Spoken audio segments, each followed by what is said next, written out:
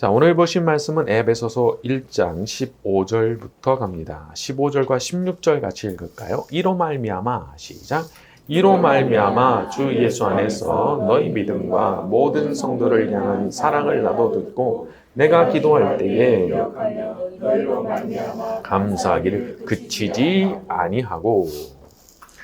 여기 좀 흥미로운 표현이 나오는데 기도할 때 너를 기억하며 라는 부분입니다. 자, 우리가 기도를 하는 가운데 경험하는 것 중에는 이런 게 있어요. 하나는 내가 전혀 생각하지 못했던 어떤 사람이나 주제가 이렇게 떠오르는 거예요. 그래서 갑자기 어떤 영감에 사로잡혀가지고 그 사람을 위해서 기도하게 되고 또 그 문제를 놓고 기도하게 되고 그런 경우가 있죠. 자, 그런 것들이 이제 우리가 기도에 몰입할 때 자주 일어나는 일입니다. 자, 그런데 그것 말고 말이죠. 또 하나가 있어요. 그것은 내가 스스로 기억하기로 작정한 어떤 것들 혹은 어떤 사람이 있는 거예요. 그래서 내가 기도를 시작할 때부터 아예 그 사람 놓고 시작하는 거예요. 아예 그 문제 놓고 시작하는 거예요. 이 두 가지가 모두 다 정상입니다. 그래서 하나는 계획하지 않은 주제로 기도하게 되는 거, 또 하나는 내가 계획한 주제대로 기도하게 되는 거 말이죠. 여러분 무슨 방법을 사용하든 어떤 방법을 사용하든 우리가 기도해야 됩니다. 그리고 서로를 위해서 기도를 해줘야 되는 거예요. 기도는 사역입니다. 노는 게 아니에요. 기도는 영적으로 사역을 하는 거예요.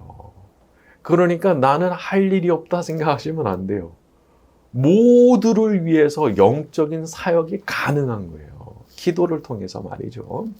그리고 우리가 올려드리는 이 청원의 기도가 하나님께서 그 청원을 받아주시잖아요. 그런 거 이루어져요. 그래서 이 기도가 힘이 있고 능력이 있고 이 사역이라 부르는 거예요. 우리 요한계시록 8장 3절과 5절을 한번 같이 찾아봅니다. 신약성경 406조 요한계시록 8장 3절부터 5절까지 요한계시록 8장 3절부터 5절까지 신약성경 406쪽 또 다른 시작.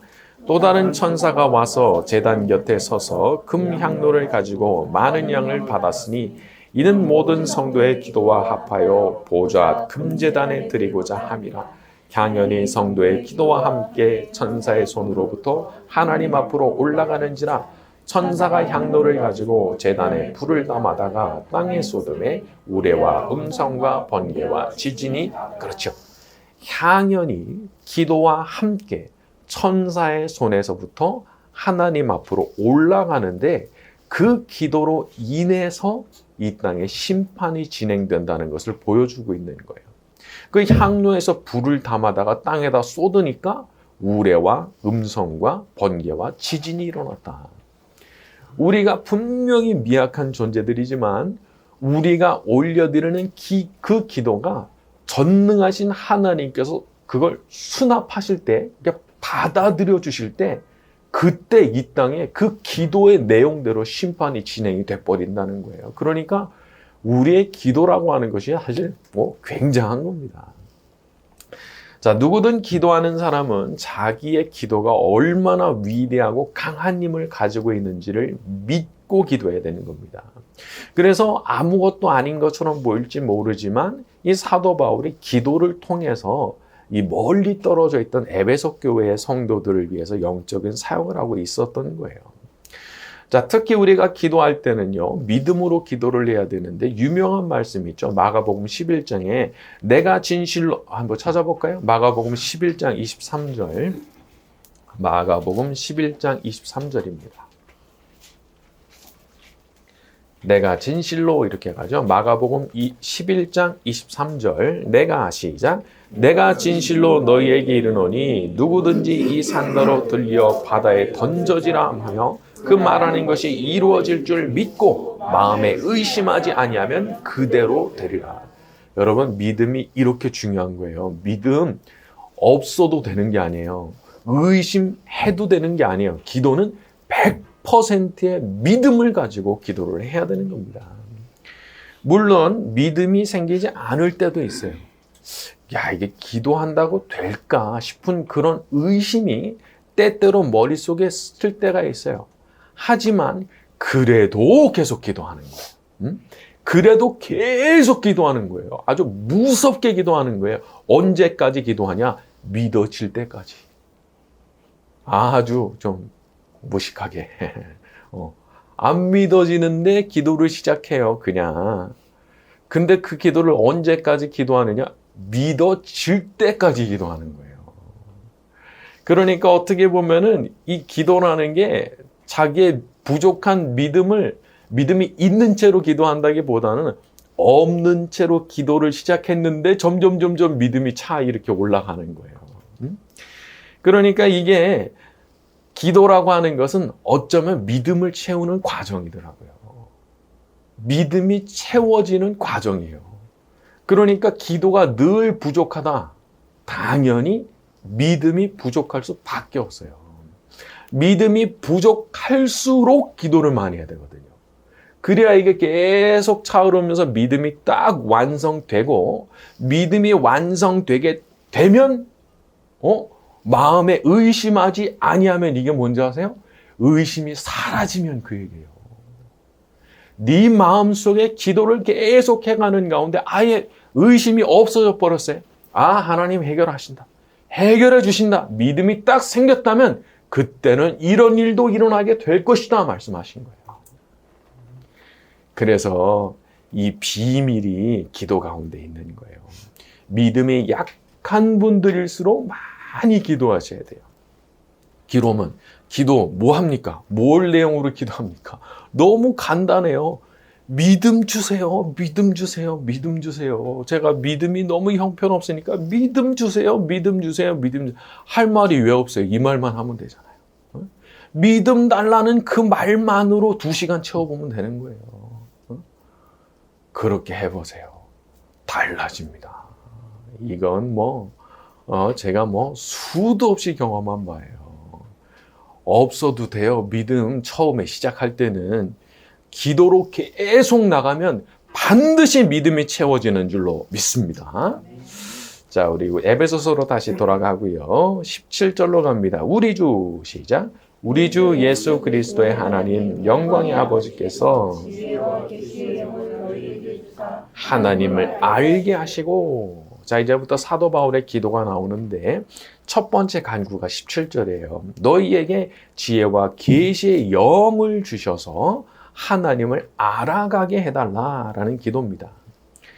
하나님을 알아간다라고 하는 것은 우리의 평생의 과제가 됩니다. 우리가 어리석은 마음으로 접근을 하게 되면 하나님에 대해서 내가 다 아는 것처럼 생각이 들 때가 있어요. 내가 하나님 잘 알지, 다 알지. 그런데 하나님은 그 본질 자체가 무한하신 분이시잖아요. 그러니까 끝도 없이 뻗어나가는 광대한 우주보다도 더 크신 분이시잖아요. 그러니까 우리같이 먼지 같은 인간이 그 광대하신 하나님을 어떻게 다 알아요? 안다고 생각해도 너무 작은 부분을 알 수밖에 없는 거예요. 그러니까 과제가 커요. 내가 평생 하나님을 다 알아가도 다 알 수가 없어요. 그러니까 평생 그 지점에는 결국은 못 도달하겠지만은 우리가 평생 달려가야 될 어떤 목표가 있는 거예요. 지루하지 않은 목표가 있는 거예요. 내가 하나님을 더 알아가야 되겠다 말이죠. 자, 그래서 우리가 죽을 때까지 이렇게 진보를 해야 되는데 하나님을 알아가는 지식에 있어서 하나님을 알아가는 지식을 얻고 그러는 데 있어서 2가지 재료가 있어요. 하나는 성경이고요. 또 하나는 인생의 경험입니다. 사람이 성경을 통해서 하나님을 알아가게 되고, 2번째는 자기 인생의 경험을 통해서 하나님을 알아가게 되는 측면이 있는 거예요. 자, 그래서 먼저 우리가 성경을 참 잘 읽고 연구를 해야 되는데, 여기 보면은 사도 바울이 의미심장한 문구를 하나 덧붙이죠. 지혜와 계시의 영을 주사. 그러니까 이 사람이 영의 역사가 없으면 성경이 안 깨달아지는 거예요. 재미가 없어요. 이게 뭐야 대체? 이런 반응이 나오기가 십상인 것이 왜 그러냐? 영의 역사가 없거든요. 성령께서 빛을 딱 비춰주셔야 뭐가 보이는데 안 보여. 하나도 안 보여요. 뭐 흰 거는 종이고 까만 건 글자고 요 정도 수준밖에 안 돼요.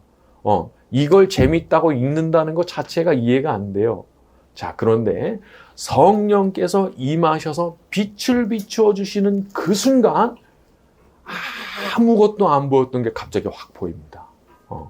그러면서 무슨 보석으로 가득 찬 광산에 들어가 있는 것 같은 그런 느낌을 받게 되는 거예요. 빛이 없죠? 보석으로 가득한 광산에 들어가도 아무것도 안 보여요. 그런데 빛이 비추어 주시는 그 순간부터 다 보이는 거예요. 너무 아름다운 거예요. 이게 이 아름다움을 보는 것이 지치지가 않는 거예요. 이런 일들이 일어나게 되는데, 제가 그 대학생 때 배웠던 그 이제 선생님이 한 분 계시는데, 이 박희천 목사님이라고 내수동 교회 이제 원로 목사님이시고 한국 교회에 아주 뭐 큰 어른이시죠. 지금 95세가 넘으신 걸로 알고 있는데, 이분이 참 특별해요. 이분은 하루에 평생 성경을 6시간에서 7시간씩 읽으신 분이에요. 평생. 이거는 그분의 뭐 이제 뭐 하는 말이 아니고 그냥 그분의 평생이 그냥 그렇게 그걸 뭐 증거를 했기 때문에 누구도 부인을 할 수가 없어요. 자, 그런데 그런 분이 하시는 말씀이 태산에 한 귀퉁이를 긁은 것 같다는 거예요. 태산에 한 티끌을 긁은 것 같다는 거예요. 아니, 성경 뻔한 거 아니에요? 66권 변한 거 있어요? 없잖아요. 이걸 하루에 6시간씩, 7시간씩 평생을 읽어왔어요. 그러면 지루해져야 되는 거 당연한 거 아니에요? 심심해져야 되는 거 당연한 거 아니에요? 그런데 지금도 그렇게 읽으신다는 거예요. 왜 그럴까요? 보이는 거예요. 형형색색 너무 아름다운 게 보이는 거예요. 성령께서 역사하시기 때문에. 그래서 저는 어떤 성경을 읽을 때 무슨 어떤 특별한 기술을 가르쳐 준다 이런 거를 별로 그렇게 좋아하지를 않아요. 왜냐하면 기술이 중요한 게 아니라 얼마나 겸손한 마음으로 성령 하나님의 그 비추심을 간구하느냐, 이게 훨씬 중요하거든요. 제가 이제 기도 편지도 보내드리고 그러잖아요. 기도 편지도 보내드리고 매주 제가 이렇게 설교도 준비하지만은 저도 막힐 때가 있어요. 이거 뭘 쓰지? 뭐 무슨 말을 해야 되는 거지? 근데 그때는 그냥 너무 단순한 거예요. 그냥 기도하는 거예요. 왜 기도를 하느냐? 성령께서 불을 들고 비춰 주셔야 뭐가 보이지. 안 비춰 주시면 아무것도 안 보이거든요. 근데 비추어 주시는 그 순간 그냥 보이는 거예요. 그래, 받은 말씀을 제가 전하는 거예요, 여러분께. 그러니까 하나님께서 주시는 그 은혜가 있으니까 매일 성경을 연구하는 게 너무 달아요. 좋은 거예요. 우리 모두에게 그렇게 성경이 달게 느껴지는 역사, 그래서 하나님을 점점 더 많이 알아가게 되는 역사가 주어지게 되기를 바랍니다. 자, 우리 18절과 19절로 갑니다. 너희 마음에, 시작. 너희 마음의 눈을 밝히사 영광의 풍성함이 무엇이며 그의 힘의 위력으로 역사하심을 따라 믿는 우리에게 베푸신 능력의 지극히 크심이 어떠한 것을 너희로 알게 하시기를 구하노라. 자, 사도 바울이 하나님 앞에 성도들을 위해서 중보의 기도를 드리는데 3가지 기도를 드려요.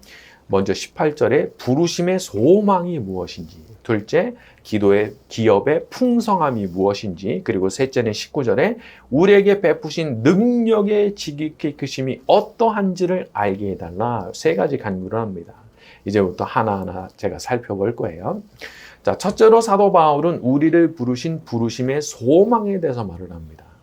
여기 부르심의 소망이라고 하는 것은 대체로 내가 나 자신에 대해서 품고 있는 소망이 아니고요. 하나님께서 나에 대해서 품고 계시는 소망이라 학자들은 그렇게 해석을 해요. 그러니까 하나님께서 우리를 부르셨을 때 소망을 갖고 부르셨다는 거예요. 여러분, 우리가 한 사람도 하찮은 인생이 없습니다. 예수님 안에서 하나님 자녀가 됐잖아요. 하찮은 인생이 한 명도 없는 거예요. 왜냐하면 하나님께서 소망을 갖고 부르셨기 때문에 그렇다는 거예요. 아기가 태어났을 때 부모 된 사람들은 아기 보면서 너무 기대가 있는 거예요. 어떻게 자랄지, 어떤 사람으로 자라게 될지 기대와 소망이 있잖아요. 그런데 우리 하나님도 마찬가지신 거예요. 우리 한 사람 한 사람에 대해서 기대와 소망을 갖고 계신 거예요. 지금은 부족하지만, 지금은 너무 실수가 많고 잘못도 많이 저지르지만 언젠가 예수님 안에서 정말 하늘의 별처럼 빛나는 그렇게 거룩하고 영화로운 존재가 될 것을 하나님께서 기대하시면서 소망을 가지고 우리를 지켜보고 계시는 거거든요. 그러니까 어쩌면 우리한테는 좀 나 자신을 하찮게 생각할 자격이 없어요. 권리가 없어요. 내가 나 자신의 인생을 보면서 막 푸념을 하고 저주를 하고 그럴 자격이 없어요. 왜? 아니, 만드신 분께서 그렇게 소망을 품고 계시다는데 내가 무슨 자격으로 나 자신을 막 탓하고 막 저주를 하고 막 푸념을 하고 그럴 필요가 있어요. 그러니까 하나님의 눈으로 나 자신을 바라봐야 돼요. 그리고 다른 분에 대해서도 마찬가지예요. 하나님의 눈으로 다른 분을 바라봐야 돼요. 그러면 소망이 보이는 거예요. 소망.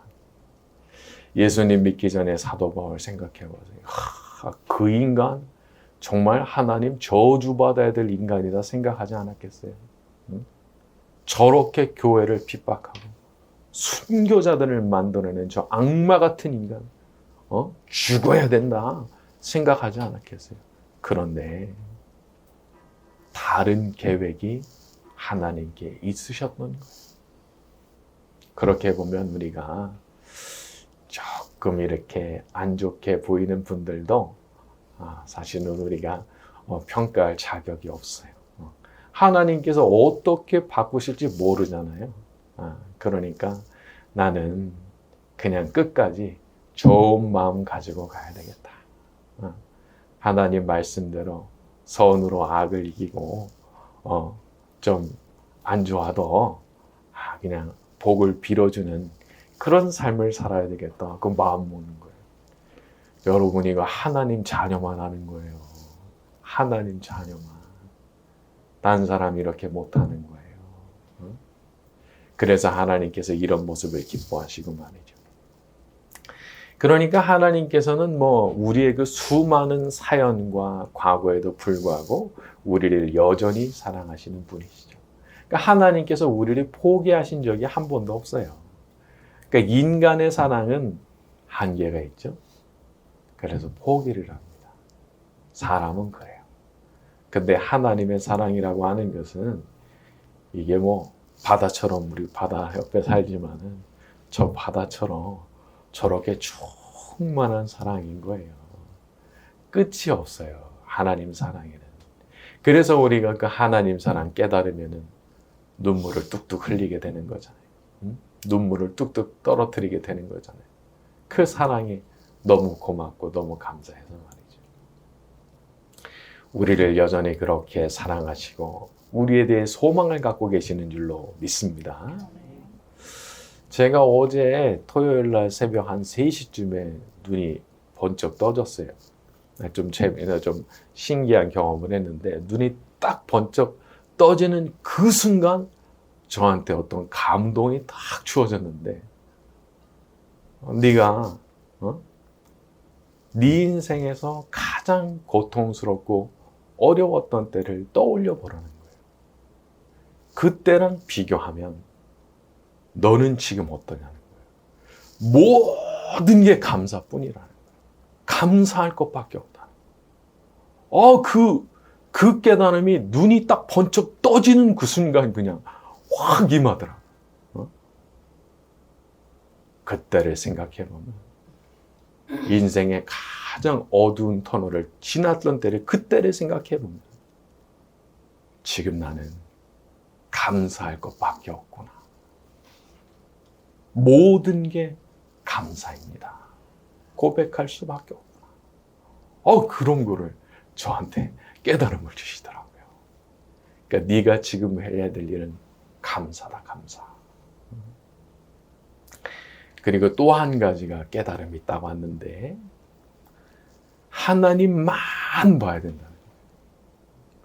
베드로가 무리를 걸을 때 예수님만 보고 갈 땐 진짜 무리를 걸었죠. 그러다가 바람 보고 바다 보니까 쑥 빠졌죠. 요게 문제였던 거예요. 바람 보고 바다 보니까 무서워. 쑥 빠지는 거예요. 그렇게 가는 게 아니다. 주님만 보는 거다. 아무것도 보지 마라. 이렇게 살피는 게 문제더라고요. 옆에를 자꾸 살펴. 두리번 하면서 살펴. 이게 문제더라고요. 하나님만 바라보고 주님만 바라보고 나는 계속 무리를 걸어야 되니까. 나는 계속 무리를 걸어야 되거든요. 주님만 바라보면서 나갈 때 주님께서 우리 모두에게 물 위를 걸을 수 있는 능력을 주실 줄로 믿습니다. 자, 오늘 말씀 여기까지 하고 찬양 같이 합니다.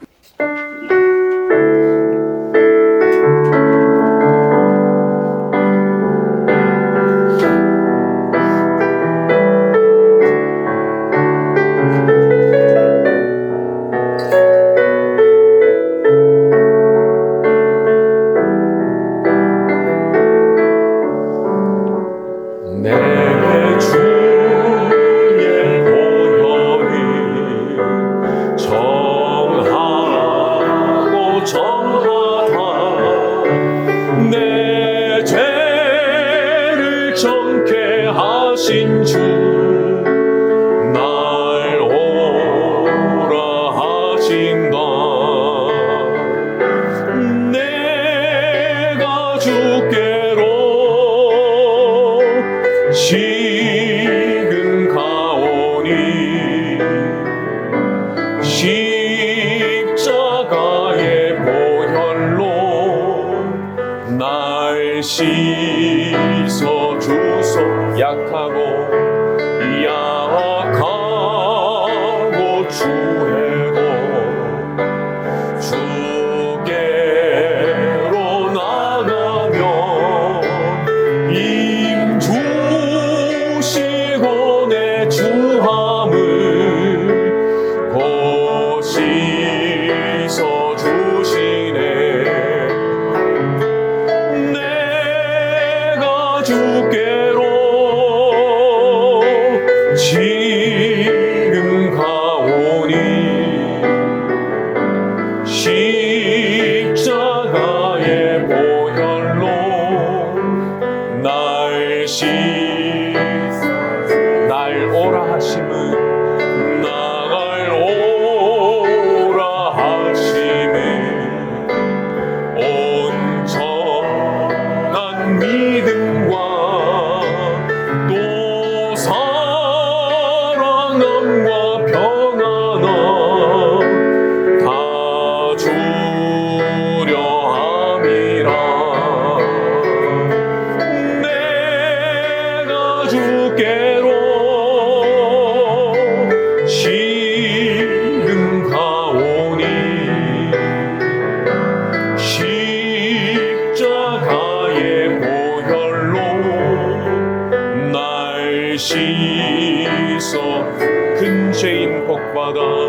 그은 죄인 복받아 살 길을 얻었네. 한없이 넓고 그 은혜 베풀어 주소서. 내가 주께로 지금 가오니 십자가의 보혈로 날 씻어. 그 피가 맘속에 그 피가 맘속에 큰 증거 됩니다. 내 기도 소리 들으사 다 허락하소서. 내가 주께로 지금 가오니 십자가의 보혈로 날 씻어 주소서. 오늘 주신 말씀을 놓고 기도하는 시간 가지겠습니다. 주의 음성이 들려오는 시간 되게 하옵소서. 닫혀있던 영의 귀가 열리는 시간 되기를 원합니다. 다 같이 동성으로 기도하겠습니다. 거룩하신 하나님 아버지,